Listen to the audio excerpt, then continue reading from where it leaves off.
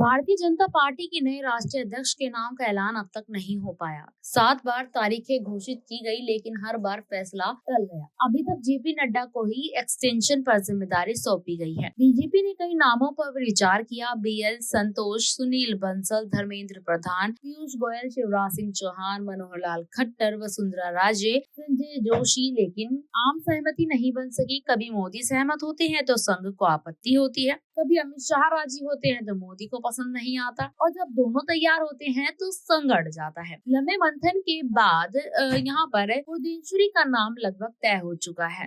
दक्षिण भारत से किसी नेता को अध्यक्ष बनाना बीजेपी की रणनीति थी और एक महिला चेहरा भी प्राथमिकता में था। पुरंदेश्वरी इन दोनों मानकों पर खरी उतरती थी, लेकिन फिर एक नई अड़चन आ गई। पुरंदेश्वरी सिर्फ साउथ की सुषमा स्वराज नहीं, बल्कि एनटी रामाराव की बेटी और चंद्रबाबू नायडू की साली भी है। यही बात चंद्रबाबू नायडू को नागवार गुजरी। उन्होंने बीजेपी को दोबारा विचार करने को कहा। मोदी और शाह के लिए चंद्रबाबू नायडू इस वक्त नीतीश कुमार से भी ज्यादा अहम है। नीतीश को तो मना लिया जाएगा, लेकिन नायडू नाराज हुए तो गठबंधन पर असर पड़ सकता है। इसलिए बीजेपी ने फैसला लिया है कि नायडू की सहमति के बिना घोषणा नहीं होगी। 21 से 23 मार्च को बेंगलुरु में आरएसएस की अखिल भारतीय प्रतिनिधि सभा की बैठक है। संघ चाहता था कि नए अध्यक्ष इस बैठक में शामिल हो, लेकिन अब बीजेपी ने बैठक के बाद ऐलान करने का फैसला लिया है। जनवरी 2024 से अब तक अध्यक्ष पद का फैसला टलता जा रहा है। पहले हरियाणा चुनाव, फिर महाराष्ट्र, झारखंड, फिर महाकुंभ और दिल्ली चुनाव। अब चैत्र नवरात्र पर ऐलान की बात हो रही है। संघ और बीजेपी के बीच बनी सहमति अब चंद्रबाबू नायडू की आपत्ति के कारण खतरे में है। ऐसे में सवाल उठता है कि क्या पुरंदेश्वरी के नाम पर मुहर लगेगी या फिर बीजेपी को नए सिरे से माथापच्ची